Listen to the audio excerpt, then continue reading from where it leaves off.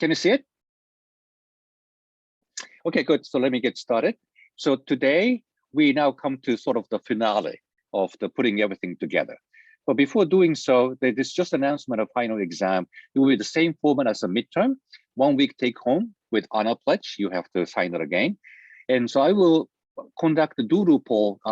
This is misspelled, doodle, not doodle poll, later today on a single question, whether you prefer the week of May 7th to 14th or May 14th to 21. So this is the first final exam week and second final exam week. And you may have other finals coming up. So I'd like to lighten your load as much as I can. So I will take this doodle poll before deciding which week I'm going to use for the final exam. Okay, any questions about this? Wait, yeah, I think the week of the 7th is the final week of the semester. That's finals week. You're saying that the 14 is too late? Oh, I should have checked this. True. Oh, okay. But the week before is the recitation week, right? Yes, that's correct. Okay, so you're saying this is the only possible week for this? I'm a little confused. Usually final can go on for like 2 or 3 weeks. I think I've had professors give exams like after technically the last day of the semester, but technically the last day of the semester is the 14th. Okay, so let me check with Heather before I do this doodle poll. So if this is the unique choice, of course, we have to go for that. Thanks for pointing that out, Miguel. Any further questions? Okay, so we finished talking about Dirac theory, and I did a little detour talking about this antimatter business.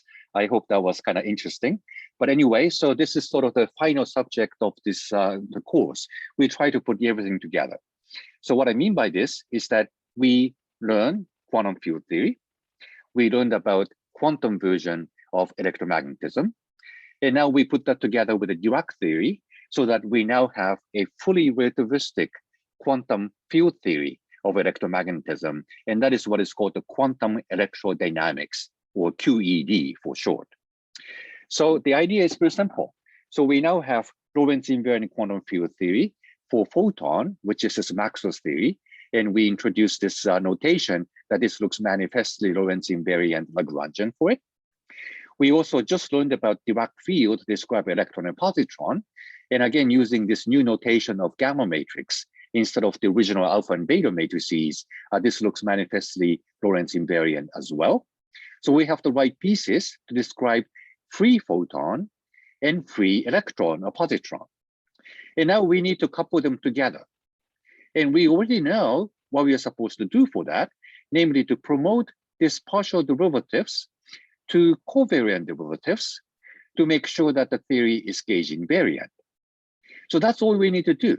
So we already know pieces, this Maxwell's Lagrangian, Dirac Lagrangian, and only by changing this partial derivative to this covariant derivative that includes this 4-vector potential. That's it. And that's the QED, quantum electrodynamics.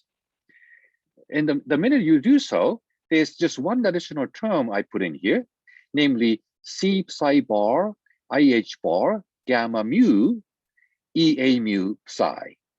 So compared to the original Lagrangian, I have just one extra term, which describes the interaction of the electron positron to the photon. And that is the term I put into this time-dependent perturbation theory we developed earlier in class. And then the rest is basically just automatically there. So that's the idea of QED. So this is the way we try to put everything together, what we did over one semester in the course of this class, and then develop the way of computing various processes in this fully relativistic quantum theory of electromagnetism. So that's the idea. Okay, any questions about where we're going?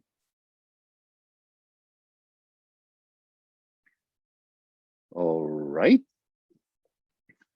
So a little bit more in detail. So I just wrote out the Lagrangian in full glory here. So the first piece is basically E squared minus B squared, and you actually looked at that before. And this gives you the once you quantize the vector potential field, you get the photon. And this psi is the Dirac field that gives you the electron positron. We talked about this negative energy C and all that stuff. And then I have just one extra term, as I mentioned. So I separate this action into two pieces. The first piece is the theory of free photon and free electron, which I call S naught. So we know exactly what this theory does. And there's just one additional term, which I call interaction term, which has this piece we just introduced. So it has the vector potential in it. It has the conjugate of the Dirac field in it. And you have the Dirac field itself. And we know that they are all described by the creation-annihilation operators. So in this single term, if you write this out using creation-annihilation operators, there are actually 8 combinations of them, because the vector potential contains annihilation operator and creation operator of the photon. Psi Dirac field contains the annihilation operator for the electron and creation operator for the positron, and that's what we did on Wednesday. And psi bar is psi dagger times gamma naught. So this contains the Hermitian conjugate of Dirac field. So it contains the creation operator for the electron and annihilation operator for the photon. So just by working this term out, you get 2 times 2 times 2, 8 combinations of creation annihilation operators. So we start to look into each one of these combinations. But anyway, that's the idea. So all we are doing is very simple. So we have this theory of the free electron and photon. We know exactly how to quantize it by now. And there's one extra term.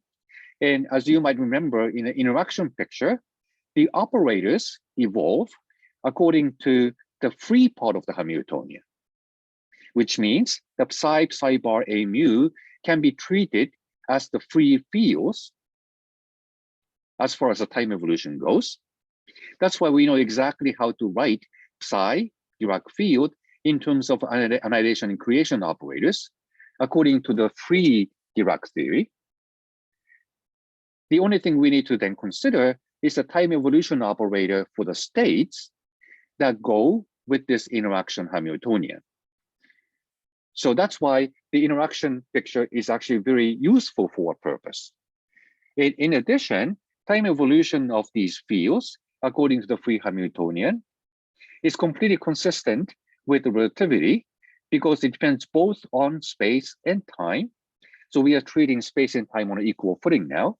So Schrödinger picture doesn't allow that. Heisenberg picture would also allow it too, but then the time evolution will be under the full Hamiltonian. And we don't know how to solve the full Hamiltonian. We resort to the perturbation theory instead. So we don't know how field would evolve in the Heisenberg picture. So using interaction picture is a great compromise that the field depends on space and time on equal footing, consistent with relativity, but time dependence is only according to the free Hamiltonian. So we know exactly how we can solve that theory. And then using that, we expand the fields in terms of creation annihilation operators. And that's how we can actually expand this out in these 8 combinations. So we know exactly what this term does in terms of how they contribute to various processes. So that's the basic idea how we develop perturbation theory.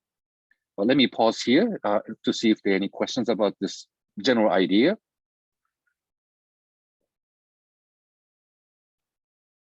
Is everything okay? Okay, Riley's nodding, so that's encouraging. And so this is, oh, yeah, go ahead, Andy. I think I missed it, but what is the psi bar? Psi bar is a Hermitian conjugate of psi dagger with one matrix multiplied on top of it, which is the gamma naught matrix, which is the same as the beta matrix we used before. So it's just a definition of psi bar. And that turns out to be a convenient definition because everything now looks nice, neat under the Lorentz transformation. So I have this object with one upper index mu contracted with a lower index mu for the gauge field or the photon field. And then this thing is manifestly Lorentz invariant. Does that answer your question, Andy? Yes, thank you. Okay, good. Any other questions here? All right, now I realize that my AirPods is losing power because I had another meeting before this. I need to grab a different headset. I'll be right back.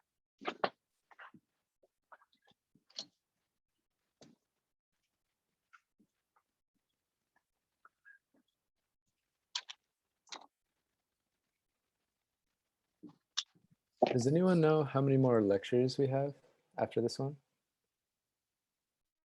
I think 2. 4, 2. Wow.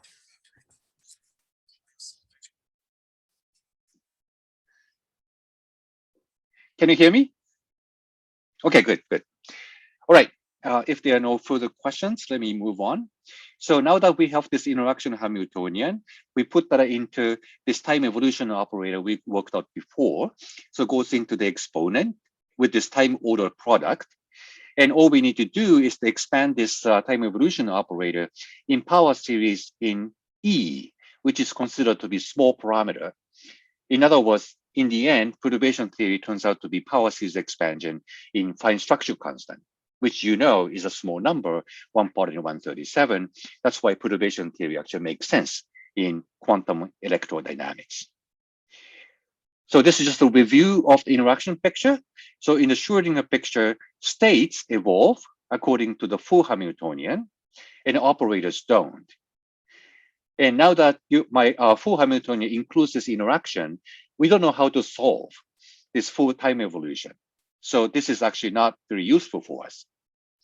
Heisenberg picture has states not evolving time, but the operators do. But once again, operators evolve according to the full Hamiltonian, and we can't really solve this problem. So the idea of interaction picture is that operators evolve according to the free Hamiltonian. That's why we can treat the Dirac field and vector potentials as if they are free photons and free electrons and free positrons. We know exactly how to expand this in modes using creation-relation operators. That's very useful. On the other hand, states now evolve according to this time evolution operator, which we now write using time order product of exponentiated interaction Hamiltonian. And then we can systematically expand this in power series so we know how to deal with it. So operators are now completely understood because they are free operators. And then using these free operators, we can develop perturbation theory by just keep expanding the exponential in the time evolution operator in the interaction picture. So that's exactly what we did when we computed, for example, the decay rate of 2p state of the hydrogen atom, the radius scattering, and so on and so forth. So I'm just extending that idea to this fully relativistic quantum field theory. So nothing is conceptually new here. Right? Any questions about this review on interaction picture? Okay, I don't see one. And this is again just a review what the time evolution operator looks like in the interaction picture. So this is just the exponential of time integral of the interaction Hamiltonian, and you expand this out, this exponential in Taylor series. Starts with 1. This is a linear term, and this is a quadratic term. But when you get to the quadratic term, you have 2 powers of these operators. That's when you have to pay attention to this symbol T, namely for the time ordering. So this product of 2 interaction Hamiltonian can happen with 2 different orderings. So if this operator happens early, then later operator has to be put on the left of it. So if you have T1 be early, then this time order product tells you that you have to actually move this on the right. So earlier operators are always on the right, later operators are always on the left. So using these equations, time flows from right to left, which is the opposite from the way we normally write things, but that's the convention Dirac introduced, so we have to stick with it. So earlier operators are always on the right, later operators are always on the left. So this is the way I just explicitly wrote out what it means by this time order product. So I divide up this square of this 2-dimensional time integral into 2 triangles, depending on which one is early, which one is late. And then you can write it out very explicitly that you see T2 goes only up to T1. So this is early, and T1 can go all the way up to T. So this is late. And you do the same thing for the triple product and so on and so forth. So that's all we have already discussed like a month ago. But anyway, any questions about this review on this time ordered product? I guess they all look familiar by now. Excellent. So I need to look at then this particular interaction Hamiltonian in QED. And I already mentioned that each field contains two kinds of operators, annihilation or creation operator.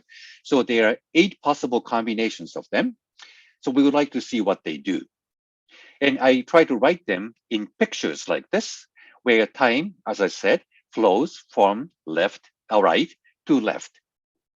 So one thing this operator can do is obviously annihilate an electron using this annihilation operator B and create electron in a different momentum using B dagger. But at the same time, there's a photon involved. For example, it can create a photon. So when I write this diagram, I'm keeping the term which has B for psi, B dagger for psi bar, and A dagger for A mu, so that I can annihilate an electron of certain momentum.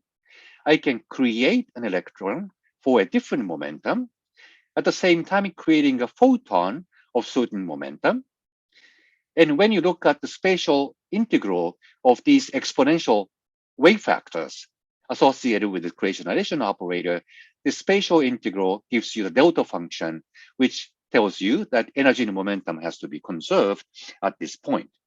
So incoming electron has a certain momentum, which now splits into the final electron momentum and the photon momentum. So at every point where these lines meet, you satisfy energy momentum conservation. So that's one term you get out of all these 8 combinations.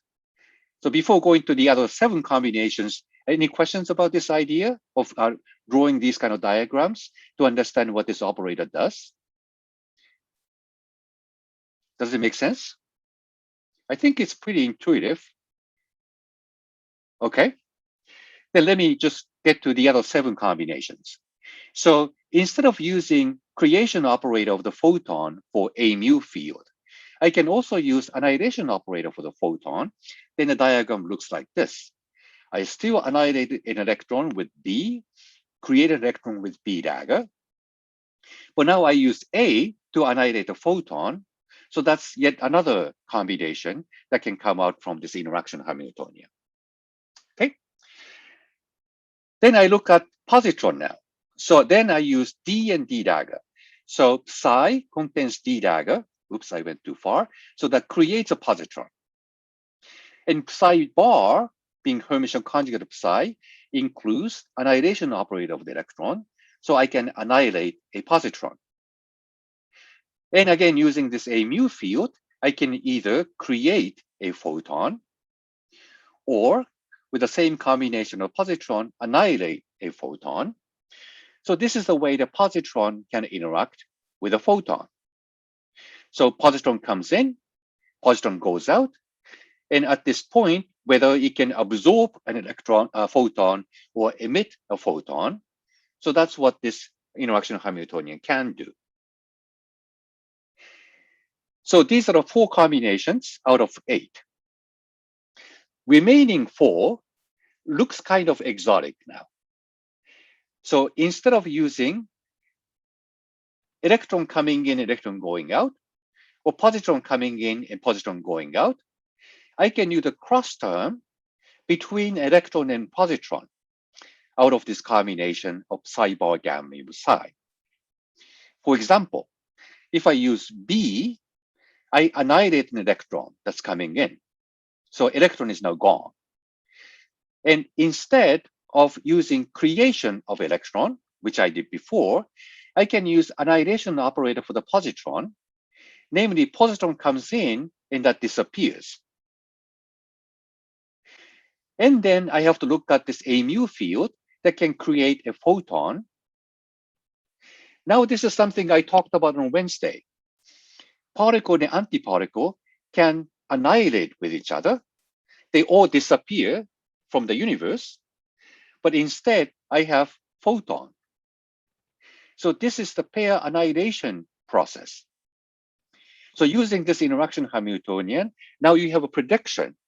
Not only that electron and positron can interact with photon the way these four combinations depict, you can also have a process of electron and positron coming in, and they disappear from our universe and instead create a photon. So that's a new process. We haven't talked about in non-relativistic quantum field theory because we didn't have antimatter in it. But now that we do have antimatter in relativistic quantum field theory, we have now a new process that the particle and antiparticle can annihilate with each other. Sorry, I Go have ahead, a Riley. quick question. Go ahead. So this one is where we annihilate the electron and positron and create the photon, right? Right. Okay. Makes sense. So time flows from right to left. So electron and positron existed earlier, but they disappeared because of the annihilation operators, and we instead created a photon.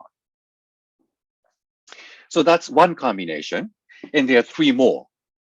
So this vector potential can not only create a photon, but also can annihilate a photon. So now comes this crazy diagram. Electron is annihilated by B, positron is annihilated by D, and photon is annihilated by A. So electron, positron, and photon, three of them together can disappear. And you might complain, okay, then energy is lost. Where did it go? But as you have learned already in time-dependent perturbation theory, you can change energy temporarily within the uncertainty principle. So this diagram by itself can never conserve energy and momentum, but it can appear as a part of the process where truly initial state and truly final state do have same energy and momentum, but in between, you can borrow or lend energy and momenta. So this process should be used as a part of this uncertainty principle. So this is yet another prediction of now that we have relativistic quantum field theory, and particles and antiparticles just going in and out of the vacuum all the time.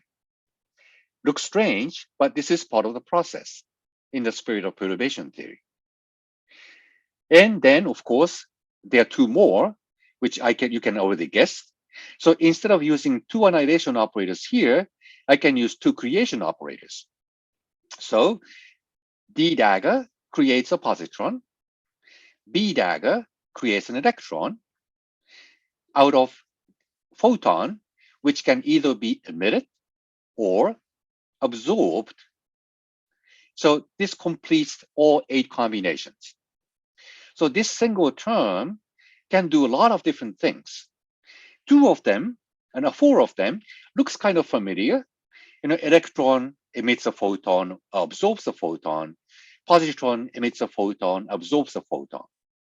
But there are 4 more things this operator can do, namely the pair annihilation of electron-positron or pair creation of electron and positron. Again, either absorbing or emitting a photon at the same time. So this is the full set of things this operator can do. So what we do is to basically use these diagrams together and build up a process where energy momentum is fully conserved from the initial state to final state. And then we know exactly how to compute the process using this time-dependent perturbation theory. So conceptually, again, nothing is new. We're just following the rules of perturbation theory. But what is new is that this operator, single operator, can do 8 things at once, which can be drawn as the diagrams on this slide.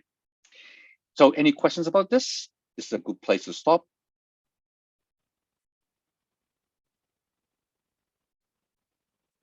I'm sure there are questions about this. No? So Go ahead, Riley. a lot of these are going to be, or a few of these are going to be, they're going to have to be intermediary states. That's right. That's right. In a full So process. actually, right, even this familiar-looking diagram, the positron emits a photon.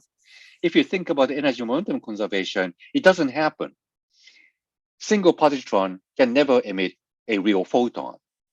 And that's because you can always go to the rest frame of positron.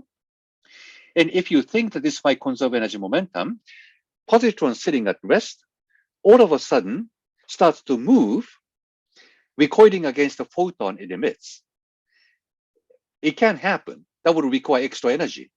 So even these familiar-looking diagrams actually don't conserve energy and momentum if you view these as real particles. So at least one of them has to be a virtual particle, which is considered to be the intermediate state in time-independent perturbation theory. So any one of these 8 diagrams cannot be a full process. It should be a part of the process because none of them can conserve energy momentum.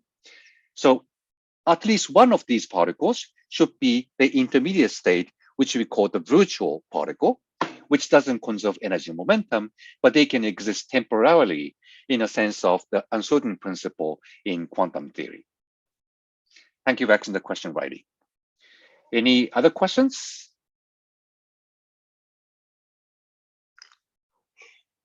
Is an actual process then like a sum of adding these all together?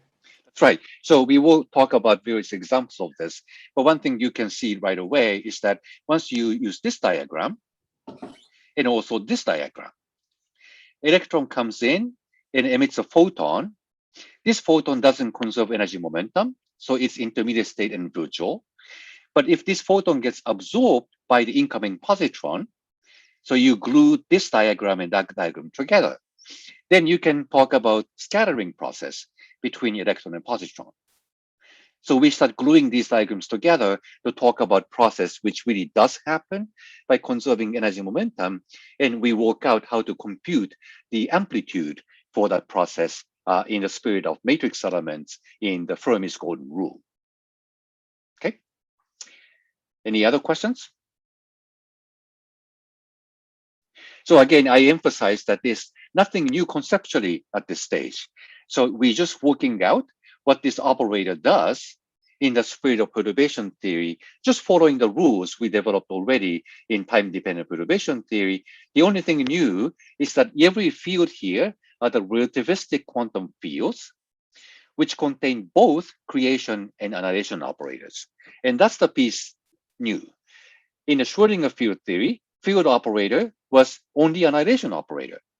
Field operator conjugate was only creation operator. So if you write a term like this, there was only one combination to be considered. When you introduce the vector potential, that's when we saw the first time that a field can contain both annihilation and creation operators. So interaction between the Schrödinger field and photon field can emit a photon or absorb a photon. And we use it twice to describe the scattering process. So that's the first example where field operator contain both. But now that the psi matter field is also a relativistic quantum field, it contains both annihilation and creation operator. So that's the only reason now we have more combinations of processes. But conceptually, it's nothing new. We're just grudgingly working out every combination that automatically comes out of this operator, and there are just 8 of them. So that's the prediction of the relativistic quantum field theory. So we look at the consequence of all these 8 combinations as we go on. Okay. And there's just one convention, which I think Adi asked about on Wednesday. So whenever you're talking about electron, you draw this arrow forward in time. Same here. Whenever you draw a line for positron, this is just a convention, we draw the arrow backwards in time. And as I emphasized on Wednesday already, this is not meant to be positron going backwards in time. And there's no Back to the Future in physics. That's only in the movies. So there's nothing going backward in time. So what is meant by this backward arrow is just to indicate that we are talking about the antiparticle here. So antiparticle is, of course, moving forward in time, but because we are using the same line to depict the motion of antiparticle, because this is the line that comes from the same operator, psi and psi bar, we need some way of distinguishing particle from antiparticle in these diagrams. And drawing backwards arrow is just a convenient way of doing it. And when we come to actually writing down the matrix elements from this process, it actually makes all the more sense why this backward arrow is a good way of writing things. So you will see that in a moment. But at this moment, just please understand this is meant to be just a convention, how we differentiate particle and antiparticle in these diagrams. So here we draw arrow backwards. But when you actually get to this fifth diagram, drawing forward arrow for electron and backward arrow for the positron, now you start to see why this actually makes sense. You can follow the arrows in a consistent fashion when you have this pair annihilation process. Here again, electron forward in time, positron backward in time, but you can follow the arrows consistent way along this line. The same also with the pair creation. So positron is drawn as backward arrow. Electron is the forward arrow. Again, you can consistently follow the lines along this line for the matter field, and same here. So you start to see some virtue of this convention of drawing forward arrow for the matter particle and backward arrow for the antimatter particle, because you can always follow the lines in these diagrams. And that actually turns out to be, again, useful thing to know when you start writing the matrix elements explicitly using the solution to the Dirac equation, which we worked out on Wednesday. Okay, so again, this is meant to be just convention, but you'll see the virtue of these arrows more and more as we go on. Okay, any questions about this?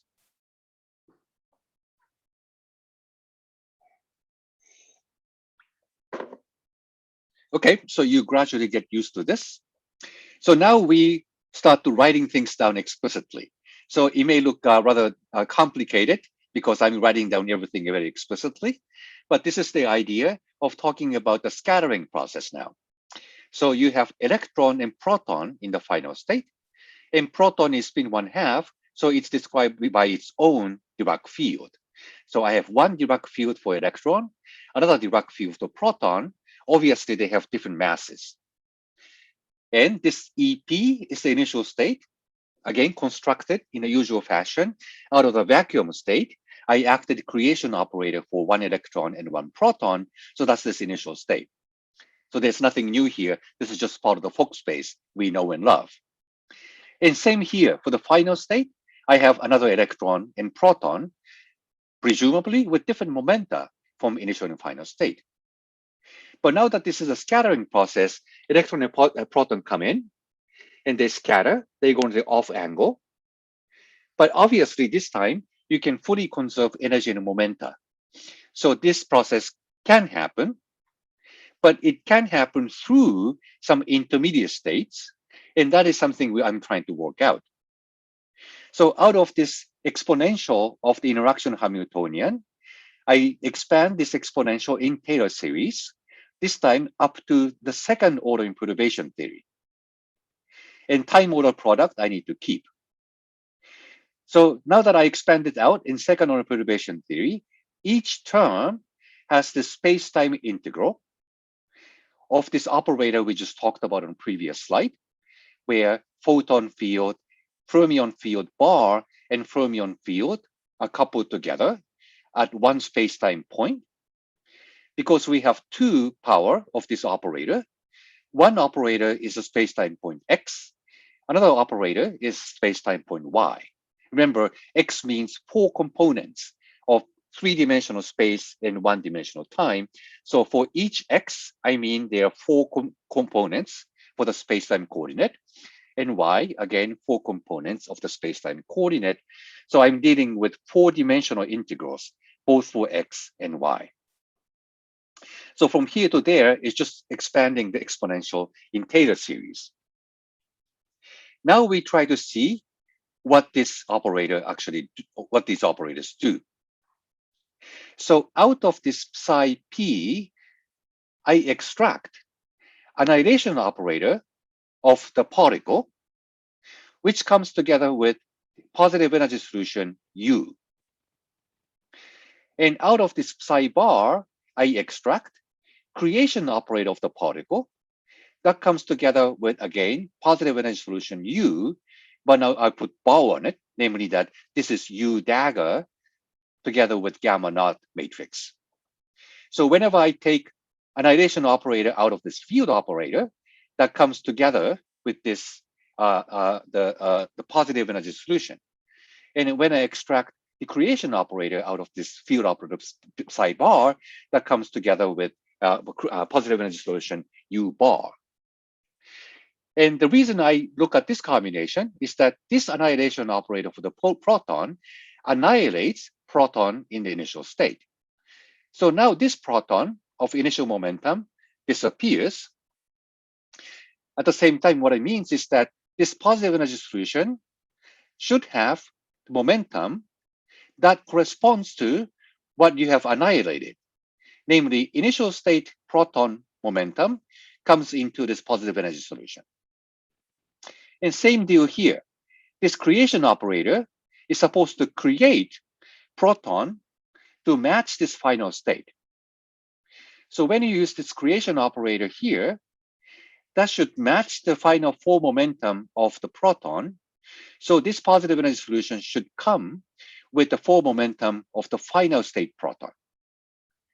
So now I completed what's going on the proton side of things. So there was the initial state proton, which you annihilate with this annihilation operator in this field operator. That leaves this positive energy solution with that form momentum of the initial state proton. And then there's a gamma nu matrix. Then comes the creation operator that creates the proton to the final state. And that will leave the positive energy solution with that form momentum of the final state proton. So that's the things that happen on the side of the proton. So then I go on to the side of the electron, and then finally go to the photon in steps. But any questions about what we talked about so far?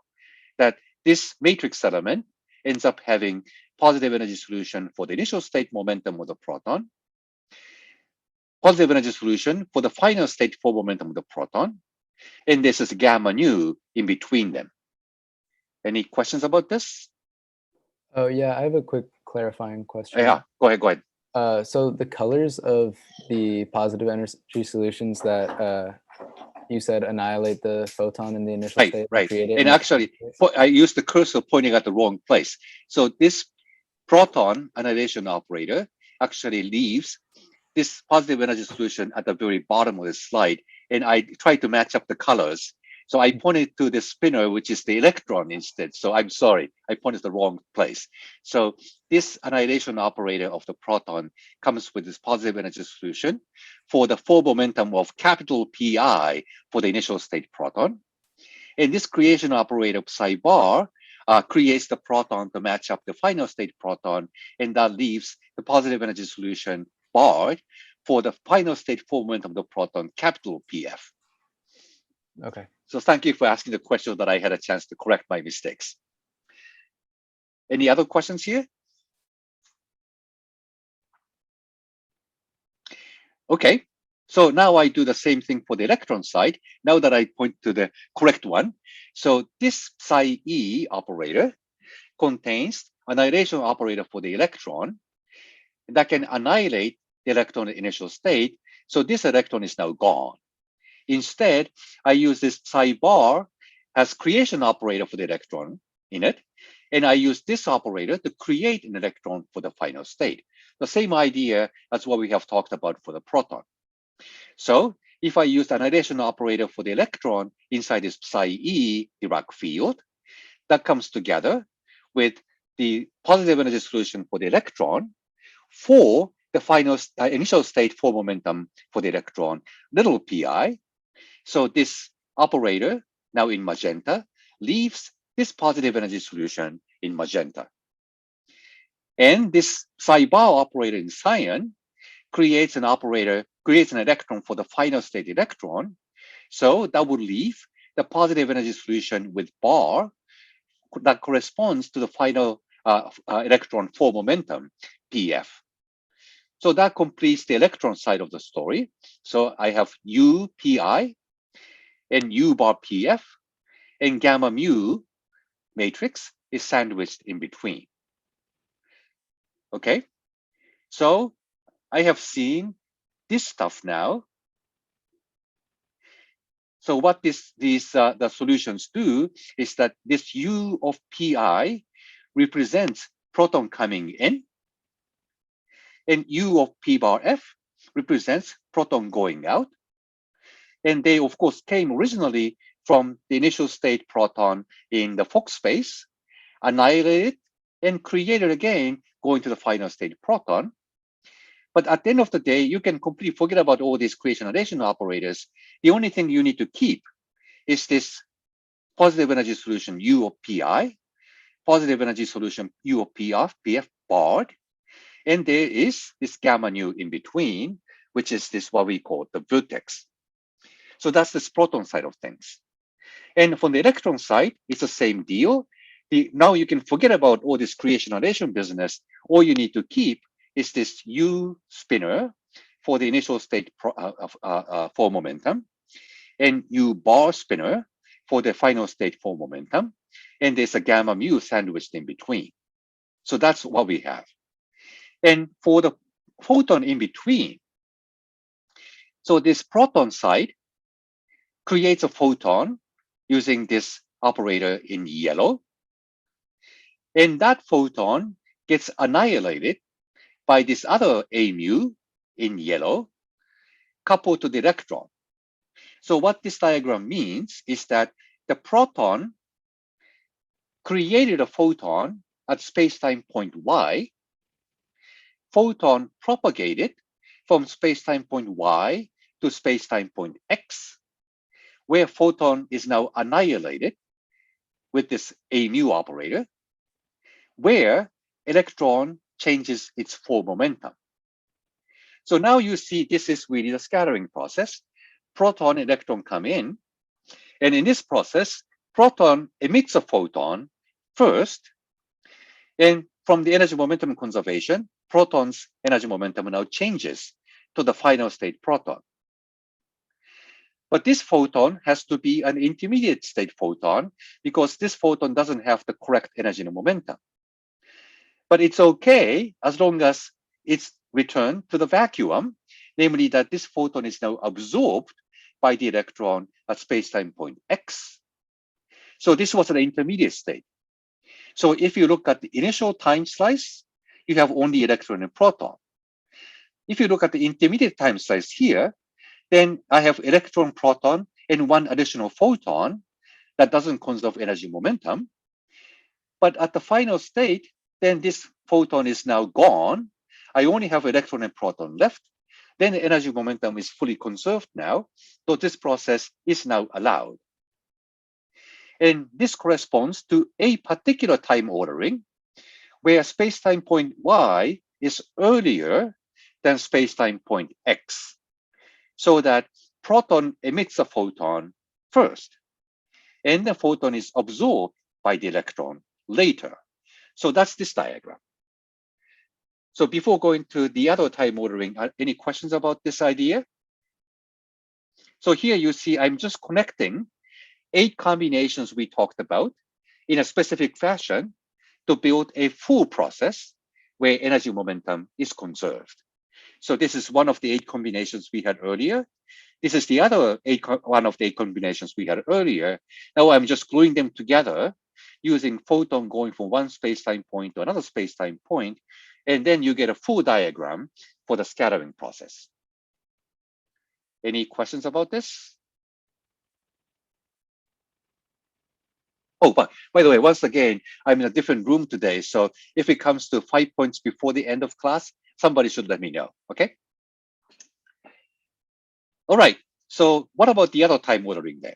For the ordering, I use this one, this operator first. Operator later. Can you hear me? Something went wrong with the headset. Okay, you can hear me. So I use this operator first, which means that this operator should emit a photon. So emitting a photon from incoming electron to the outgoing electron. So once again, this psi e operator annihilates an electron. Psi e bar operator creates an electron, but at the same time, it creates a photon with the mu field. And now using this proton operator at a later time, which is a different time ordering from the first diagram I drawn here, then this operator now absorbs a photon instead of emitting it. So proton comes in and absorbs the photon and goes to the final state proton. So once again, initial state has only electron and proton, but there's now intermediate state where I have an extra photon in addition to electron and proton, which doesn't conserve energy and momentum. But once this photon is absorbed by the next vertex, then that photon is gone. I only have electron and proton left. And that's the full process for the scattering. So that's how this scattering can happen. So as a result, we know exactly how to write down the matrix element. Namely, I have the initial state electron given by this U of Pi, positive energy solution. Final state positive electron has this U of Pf. And in between, I sandwich this gamma matrix in it. So the gamma matrix comes together with C, E, there's a negative sign, and I over H bar. So what I'm supposed to plug in is this combination minus I over H bar C E gamma mu. So this matrix is sandwiched between U of Pi, that's a 4-dimensional column spinner, and U bar of Pf, that's a 4-dimensional row spinner. And in between, there's a 4x4 matrix of gamma mu. And the same thing on the proton side. I have the initial state represented by this positive energy solution U of capital Pi, final state proton represented by U bar of capital Pf, and in between, I sandwich this gamma nu matrix that was part of this original operator, together with Ce gamma nu I over H bar. And I forgot to mention that the sign of the term is the opposite, because electron carries charge negative E, proton carries charge positive E, so that the vertex you are going to insert between these positive energy solutions has now positive sign with I over H bar Ce gamma nu. And between these, what we call vertices in the diagram, you connect vertices by the line of photon. But here I have drawn only one diagram instead of two, because there's a very convenient way of working this out by summing two different time orderings of this photon going from space-time point y to x and x to y into a single object called propagator. And this is what we derive on the next slides. So you sum up both time orderings of photon going from x to y and y to x in a single factor called a propagator. So I don't need to draw two diagrams anymore. Instead, I draw a single diagram. All I need to be sure about is that this wavy line represents correctly the sum of the two.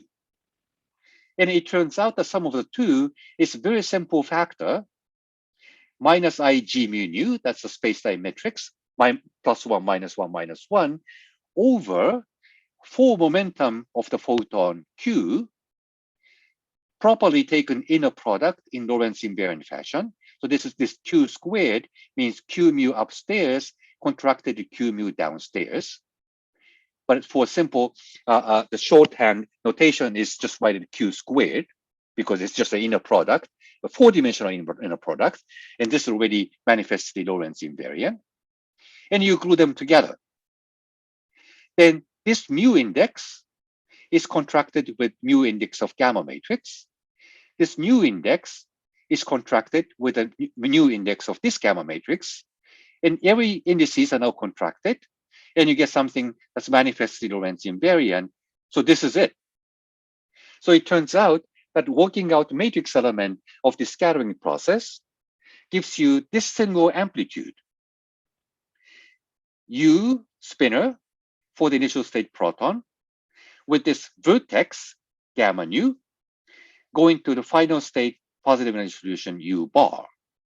And in between, photon propagates with minus Ig mu nu, which contract this index nu, to the other index mu over here, where electron initial state spinner couples to this gamma mu vertex going to final state electron positive energy solution U bar. So now you start to see the pattern emerging. So when you draw a diagram like this one, this has one-to-one correspondence to each factor in this matrix element. Namely, for initial state particle, you use U spinner, positive energy solution, and you follow the arrows. So the first thing is the initial state spinner. You may regard that as sort of wave function for the initial state. And that goes to this vertex where it interacts with the photon. And that vertex given by this gamma matrix, you stick in here. And after this vertex, it becomes the final state electron that comes with this barred positive energy solution. So these three factors precisely correspond to the arrows along the electron line. The same for the proton. Initial state U spinner represents the initial state. You follow the arrow, you come to this vertex that has this gamma nu matrix, and that goes to the final state proton. So you see each factor represented here. And again, try to carefully color code everything consistently. So this initial state proton, represented by this line, has this brown U spinner. This vertex in white has this gamma matrix. And this U bar spinner for the final state is in green. Again, I'm just following the arrows. And in between, I have the propagator for the photon going from one vertex to another. But now I don't need to care anymore which vertex is earlier than the other, because I've summed them up already into the single factor called the propagator. So once you know this pattern, you don't need to go back to work it out from initial state in Fock space, final state in Fock space, and expanding the time evolution operator in power series in these interaction Hamiltonians. You can immediately draw this diagram for the initial state U1 and the final state U1. The minute you draw this diagram, you can replace each line and vertex by these factors and write this matrix element immediately. And this is what is called the Feynman diagram. And that's why this is actually an extremely useful thing to know. You don't need to go back to perturbation theory and think about operators, creation operators, annihilation operators, Fock space, factor of I over H bar, and all that stuff. You just draw the diagram, and immediately diagram would translate into an expression of the quantum mechanical amplitude or matrix element for the process you want. You just need to know how to associate each line and vertex to what appears in Dirac equation and how the momentum come into the place. So that's all you need to know. For initial electron state, you associate the U spinner. For the final electron state, you associate the U bar spinner. And in between, you have this Feynman vertex given by this gamma matrix. Initial state proton is U spinner. Final state proton is U bar spinner. In between, you have this vertex given by the gamma matrix. And you make sure that every vertices are connected to each other, in this case by the photon line. And that photon line is called propagator, given by this minus Ig mu nu over Q squared. That's something you need to know too. So for each line inside the diagram, that represents an intermediate state, or we call it virtual particle. Virtual particle doesn't have the correct full momentum because this photon has Q squared non-zero. For a real photon, Q squared is E squared C squared minus P squared that vanishes. But this photon is a virtual particle, has the wrong energy and momentum. Therefore, Q squared doesn't vanish. That's why this propagator actually makes sense. So this propagator factor represents propagation of virtual photon from one vertex to the other. But I have already summed up two different time orderings because the rest of the factors are the same anyway. All I had to do is sum up these two time orderings of photon going from x to y and y to x. And that sum is already contained in this single factor minus ig mu nu over q squared, where q mu, for momentum, is the wrong for momentum of a photon, where q squared doesn't vanish. And we call this a virtual photon. So that's the idea of Feynman diagram. Once you know what initial state and final states you are interested in, you can always associate them directly to these solutions to the Dirac equation. And then you glue them together by drawing these vertices and propagators. And there you go. You already have the matrix element for this scattering process. So there's a lot going on this slide, but I hope I explained every single factor there. But you're welcome to ask questions because this is a very important slide, as you can tell. Now you know Feynman diagrams. I have a, go ahead, Cameron. Oh, I guess this is more of like a, it's not really, I guess, based on just the formalism of it, but I was kind of wondering, is there a particular reason why these amplitudes have to be Lorentz invariant? Actually, if you actually work this out, so all the indices are contracted, so they look Lorentz invariant. But when you use a particular helicity of electron, the end amplitude itself is not invariant because the helicity is a reference frame dependent concept. If you go faster than the particle, your helicity flips. So it turns out that the final expression for a particular helicity is not Lorentz invariant. But we end up computing the square of the amplitude to compute the probability. And we also add up all different helicity states of initial state electron, final state electron, initial state proton, and final state proton. If you sum them all up, that expression turns out to be Lorentz invariant because you took basically the average of both helicity states. Now that we have taken the average, changing reference frame still gives you the same average, and therefore that concept doesn't change. So if you work this amplitude out for a specific helicity of initial states and final states, this whole expression turns out to be not Lorentz invariant because you plugged in some particular helicity solution to it. But expression itself is very useful because all the indices are indeed contracted. So they represent something with Lorentz invariant meaning to it. And that's how we know that we are doing something right. So this notation introduced by Feynman is very useful because at every stage of calculation, until the last moment when you plug in the particular solution, everything has this Lorentz invariant meaning. But you immediately plug in particular momentum in particular helicity, of course, that's a particular state, and that particular state is not Lorentz invariant. So you get an expression which is not Lorentz invariant. But still, if you summed up all the different helicity states in quadratures, you still recover fully Lorentz invariant results at the end of the day. So intermediate stage of a calculation is actually not Lorentz invariant. Does that answer your question, Cameron? Yeah, it does. Thank you. Okay, good. Ravi? I was kind of wondering where the propagator term came from because I can see. That's something I'm going to explain on the next couple of slides. Okay. By the way, I forgot to mention that I dropped the factor of C and H bar when I went to the line at the bottom. And that's what we end up doing often. And there's a unit system we call the natural unit where C is 1 and H bar is 1. And I'm going to explain that later. So that's what I actually did already here, just to flag this point that's coming later. It probably sounds crazy. You know, speed of light is 3 times 10 to the 5th kilometer per second. It's not 1, but you can choose the unit system where C is 1, and you can also do the same thing for H bar.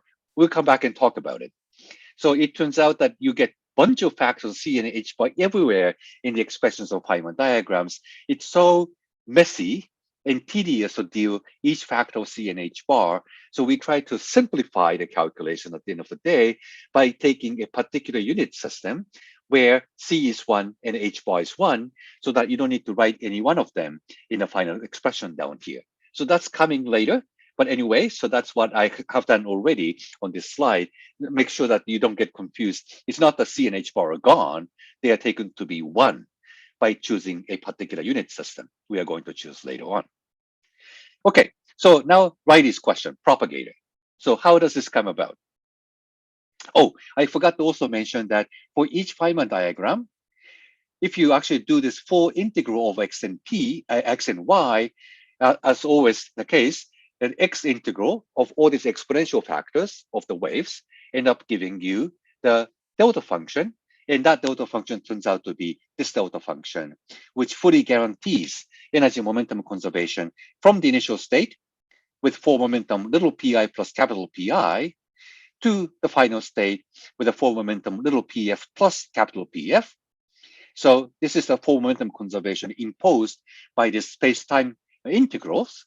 So every Feynman diagram comes together with an amplitude times delta function. So that's always the case. So I forgot to mention that. Any questions about that? I think you can sort of see, right? So every creation addition operator in these operators comes with e to the minus IPX, e to the plus IPX, and they are multiplied on top of each other, and you're doing x and y integrals. So by performing these x and y integrals, first integral gives you one delta function between initial state electron, final state electron, and this virtual photon momentum Q. And together with the second one, you get the second delta function, where this Q is consistent with the initial state proton and final state proton momentum. And now, after doing both integrals, two delta functions integrate into a single delta function. That's how you end up with this single delta function for initial and final state momenta. So that's the way you get this delta function. I think you can sort of see it coming by working out this mode expansion of each field in creation addition operators. Okay, any questions about that? Okay, so now this propagator thing Riley was asking about. Oh, I had a slide on natural unit first. Oh, I'm sorry, so the propagator comes the probably next slide. So it is cumbersome to keep writing C and H bar, as I said already. We mere mortals grow up with a limited experience of natural world, so speed of light feels extremely big, fast. So that's why we live with the kind of unit system convenient for a daily experience, like meters, kilogram, and second. But this unit system, which is convenient for us, is not convenient from the point of view of elementary particles. Many of them are moving at the relativistic speeds. So speed of light is not big for them.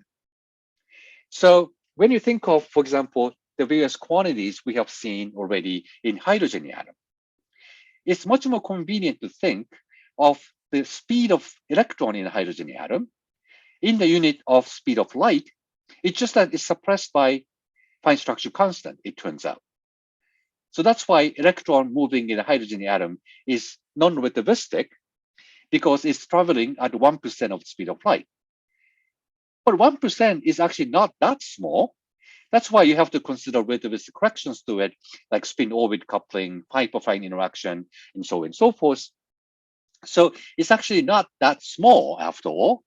So using fine structure constant as an expansion parameter, then it's much more closer to speed of light compared to the kind of speed we live by, like a meter per minute or something. So everything is much, much closer to speed of light when you consider everything that's happening on a microscopic scale. The same with the distance. H bar is a small number for us. 6 times 10 to minus 25 joules second. It's a very small number. But in the unit system, which is more convenient for the electron inside the atom, like Bohr radius is a convenient number for the electron inside the atom, it can be rewritten this way using H bar, C, and fine structure constant.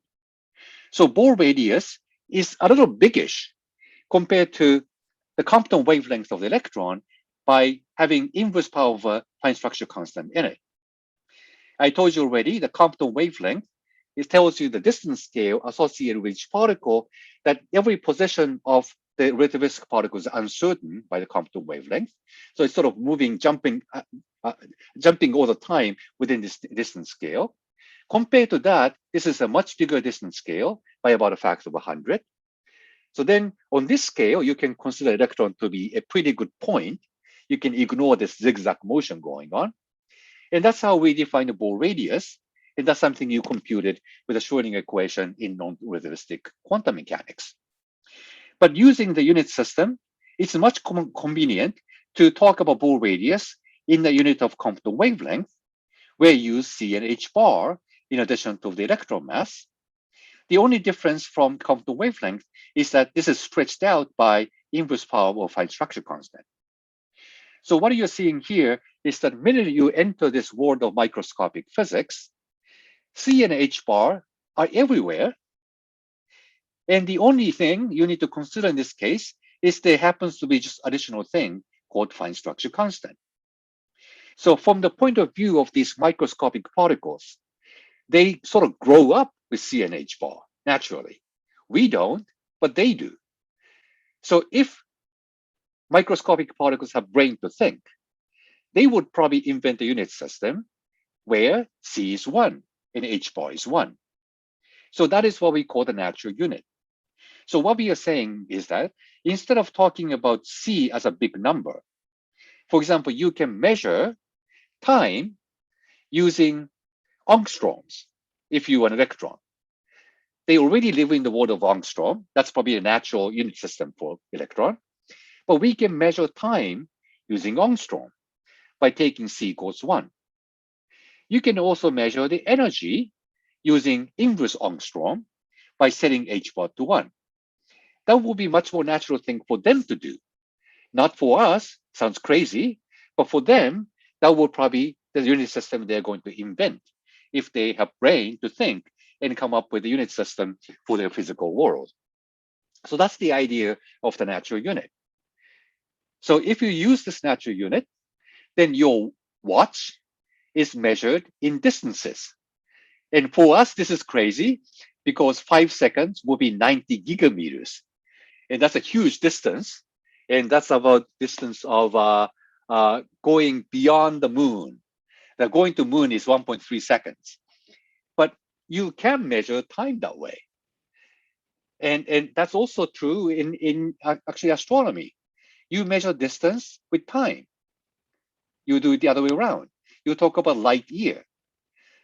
The closest star to us, Proxima Centauri, is 4 light years away from us because it takes 4 years to reach that star from us. So you are measuring distance with time, and you're already familiar to that idea in astronomy. So you can do it either way. You can measure time with meters, or you can measure distance with years. So speed of light is just the conversion constant between space and time. An MKS system or SI system is based on 3 fundamental units, one for length, meters, one for mass, kilograms, and one for time, seconds. And what this natural unit does is to remove 1 out of 2 between L and T using speed of light. So it's the same idea that we do conversion between mile and kilometer by using conversion constant of 1.6. It's just 2 different unit systems. And the minute you have relativity, space and time have to be treated on equal footing. So we'd rather measure them using same unit. So 5 minutes, I'm sorry, it was a minute instead of seconds, is 90 gigameters. So you can measure time using meters, or you can measure distance using seconds. Either way, it's fine. And once you take this limit, unit, then energy has the same unit as mass, E equal mc squared, now that they have same unit because C is 1. Momentum, E over C, also has the same unit. So energy, mass, and momenta are now measured in the same unit. And so are time and distance. And now comes h bar. So for relativity, taking c equal 1 is sort of natural unit. But for quantum physics, h bar is also 1. It's the size of an uncertainty. Momentum and length satisfies uncertainty relations. So delta p delta x is h bar. Once you take the unit system where h bar is 1, delta p has the same unit of inverse delta x. So momentum can be measured in length. And that's also something familiar. Du Brois's formula tells you that wave vector, which has the unit of 1 over length, corresponds to momentum of the particle using h bar. So that's the relationship between momentum and length. And same with energy and time. Delta E delta T is h bar in time energy uncertainty principle. So if you take the unit where h bar is 1, delta E can be measured in the unit of 1 over delta T. And that's again something familiar in Du Brois's relation, namely angular frequency means energy by multiplying it with h bar. So once you have frequency of the photon, then you can compute the energy of the photon. You are basically measuring the energy in the unit of inverse time. So that's something you can do. Then everything here can be measured in the same unit. And this is the kind of thing many particle physicists and nuclear physicists do. And you measure basically everything in the unit of energy. So very useful conversion constant to remember. And if you're a nuclear physicist, you use this unit, 197 million electron volt, MeV, times femtometer, 10 to the minus 15 meters, is 1. Remembering this number, you can freely convert momentum to length and energy and time. You can go back and forth in a very easy fashion. You need to memorize this number. If you're an atomic physicist, it's easier to use electron volt in nanometers. So 197 electron volt nanometers is 1. And using this 1 as a conversion constant, again, you can freely go from momentum to energy to time and length. And that's how you can convert one unit to another. And again, remember, C and H bar are just conversion constants. We used to learn this about C and H bar as the constant of nature. But in the world where both relativity and quantum physics are essential, you can treat everything on equal footing by using the unit system where C is 1, H bar is also 1. Then you can convert from one dimension to another by using this combination of H bar C. And so that's something you can do.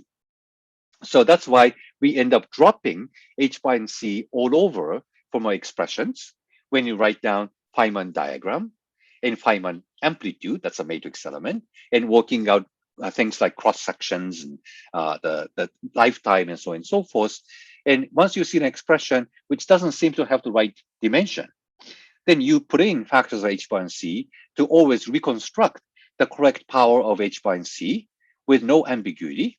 Because once you know what quantity you are working out with what inputs, you know exactly how many powers of H bar and C you're supposed to use to get the right dimension. So in the end, there's no ambiguity. We're not forgetting anything. All the information is still there, but it's just more convenient to do it that way without cluttering your notepads with a bunch of factors of H bar and C. So that's the natural unit. Okay, any questions about this? Sorry, I'm not, I think I misheard you, but is it 1 nanometer is 197? Wait, femtometers? Wait, now I'm confused. What's the conversion? Yeah, so H bar C is equals to 197 electron volt times nanometer. Oh, okay. And the same thing as 197 MeV times femtometer. Okay. So, Professor. So if you use this constant, then I can convert, for example, say 13.6 electron volt, the binding energy of electron, into distance scale by taking the inverse of it and multiply this constant to it. Then I get something in a unit of nanometer. Okay. Yeah. Okay. I think Mashid also wanted to say something.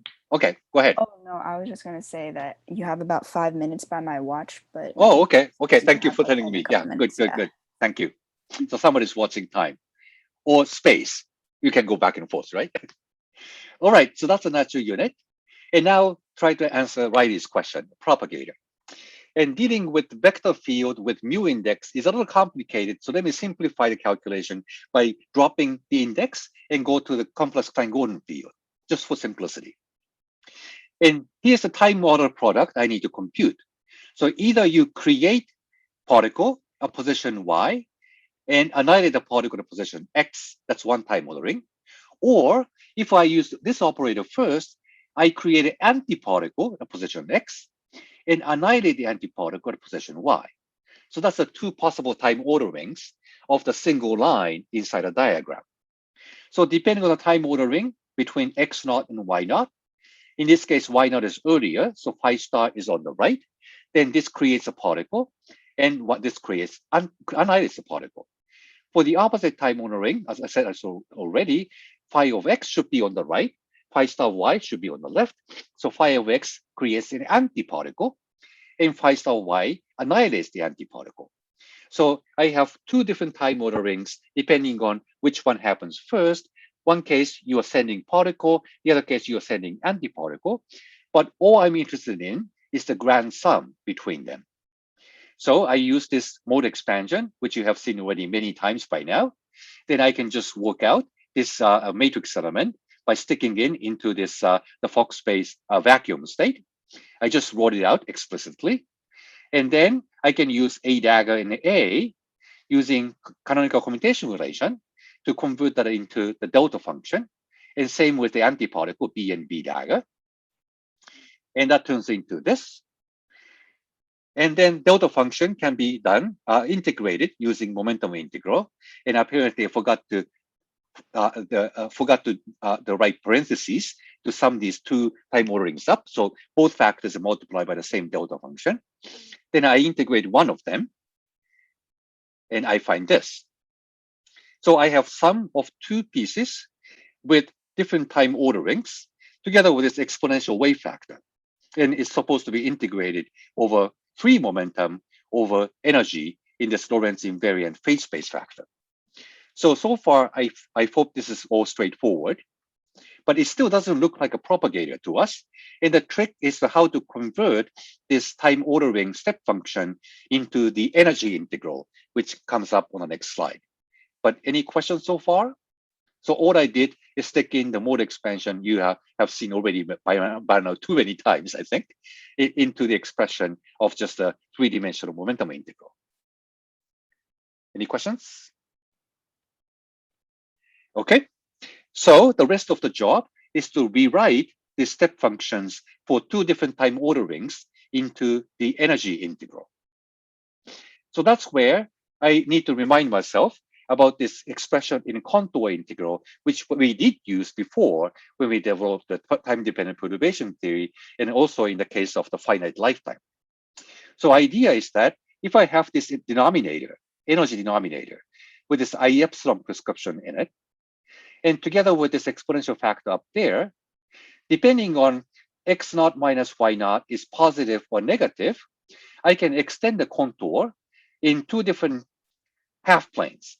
So when x naught minus y naught is positive, then I can extend this contour along the real axis to go down on the lower half plane, because on the lower half plane, this exponential factor is exponentially damping.